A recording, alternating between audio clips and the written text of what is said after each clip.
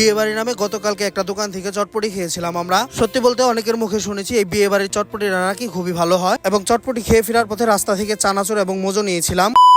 তো আমরা তিনজনে মনোট ঘাটে বসাছিলাম। হুট করেই মনে পড়লো বিয়ে বাড়ির কথা, যে অনেকের কাছে শুনেছি বিয়ে বাড়ির চটপটি নাকি মজা হয়। এখন আবার বলবেন আপনারা দেখি দুইজন তিনজনের কথা বললেন কেন, এই যে এদিকে আকলেশ ভাইও ছিল। তো চলে এসেছি কিন্তু বারাঘাট, আর বারাঘাটেই কিন্তু বিয়ে বাড়ির নামের এই চটপটির দোকান। তো বাহির আর দেরি না করে চলে এসেছি ভিতরে দেখেন খুব সুন্দর করে কিন্তু লেখা আছে ধূমপান নিষেধ। এরপরেই চলে আসে আমাদের অর্ডার দেওয়া স্পেশাল চটপটি, আর এটার প্রাইস নিয়েছিল 100 টাকা। আমার কাছে প্রাইসটা বেশি মনে হয়েছে, কারণ আমরা যে ইকরাশি কাশেম ভাইয়ের চটপটি খাই ওইটার এটা কিন্তু একদম সেম পরিমাণে সেম হলেও কিন্তু এটার দাম 20 টাকা বেশি, কারণ ওইটা হলো 80 টাকার, এটা হচ্ছে 100 টাকা। এখন বাকি হলো টেস্ট। তো চলেন এখন তাদের চটপটিটা টেস্ট করি, এটা কাশেম ভাইয়ের চটপটির থেকে বেটার হয় কিনা। হ্যাঁ, টেস্ট ভালো, তবে কাশেম ভাইয়ের আসলে কোনো তুলনা হয় না, কারণ আমার কাছে কাশেম ভাইয়ের চটপটিটাই বেস্ট মনে হয়। এটা ট্রাই করতে পারেন, তবে কাশেম ভাইয়েরটা বেস্ট। কাশেম ভাইটাও ট্রাই করে দেখতে পারেন একদিন। আর ক্যামেরার পিছনে কিন্তু ভাগ্নে ছিল, অনেকদিন পরে ভাগ্নের সাথে ভিডিও করলাম। আর হ্যাঁ, কথা বলতে ভুলেই গেছি, মানে মাঝখানে লবণ একটু কম মনে হয়েছিল, দেন একটু লবণ নিয়েছিলাম। দেন খাওয়া দাওয়া শেষ করে বের হয়ে একটা দোকান থেকে একটা মোজো আর একটা